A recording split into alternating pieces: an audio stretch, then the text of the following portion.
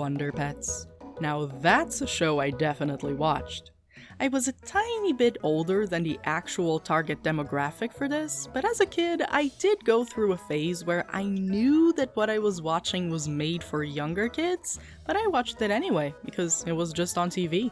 Having seen this a little older though, I remember being slightly annoyed at some aspects of the show, specifically the way the duck character would speak. She swapped her R's for W's, or rather for L's in the dubbed version, and I don't know if this was supposed to be relatable for any kids out there, but I just found it grating. I mean, she did it for every R sound. She just sounded like a mockery of children instead of an actual child to me. My sister and I even had like a mean version of their theme song that we would sing to make fun of them. Very I hate you, you hate me, you know? I did find it funny how their favorite snack was celery though. Good times, man. Good times. Linny, Tuck, and Ming Ming too are class pets who go on special missions to help other animals. But this time they catch a break from superheroing because it's Christmas Eve. They dance excitedly on their way to the Christmas tree to check out their presents, except the tree is barren of decorations and has only a single present for them.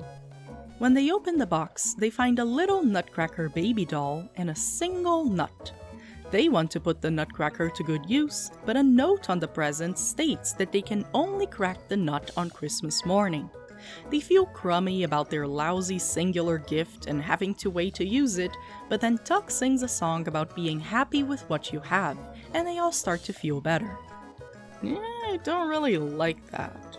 Sure, it's nice to be grateful for what you have, and it's good to be aware of your blessings and privileges and stuff, but this message can so easily be twisted into toxic positivity.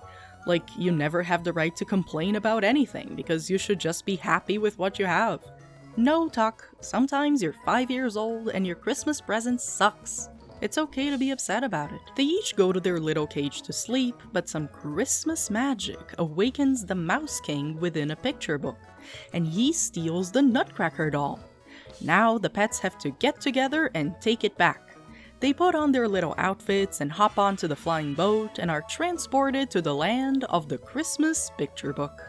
This would be a good time to mention that this entire episode is a musical, with the characters singing all of their lines in tune with the background melodies. I think that was a bit of a standard for the show, but my memory might be faulty and I don't feel like watching other episodes to confirm it. The main difference is in this specific episode, many of the songs are instrumentals taken directly from the Nutcracker ballet and given new lyrics for the pets to sing. Some of it works, some of it is a little forced. They got a little creative with the rhymes here and there, but then they have this whole song where they keep singing tiptoe, tiptoe, tiptoe, and it gets old kind of fast. It's a mixed bag for me, but I do think the results are mostly positive. If there is one thing that I've learned from watching all of these adaptations is that putting lyrics to the Nutcracker melodies is way harder than it looks. The probability of failure is bigger than the one for success. Some of these adaptations are really rough, musically speaking, so the fact that the Wonder Pets one managed to be just okay is actually a big win for them. They run around through some desserts, and they dance around with some dolls, and they hop around through some flowers, and if you're not charmed by the music or the cute pets doing cute stuff, then this is really boring. It looks like the Mouse King will succeed in stealing the Nutcracker as he is about to enter the safety of his castle, but then the pets start singing about how you should be happy with what you have, and about how the Mouse King already has heaps of great stuff and doesn't need to steal the Nutcracker. The Mouse King agrees and gives the doll back to the pets.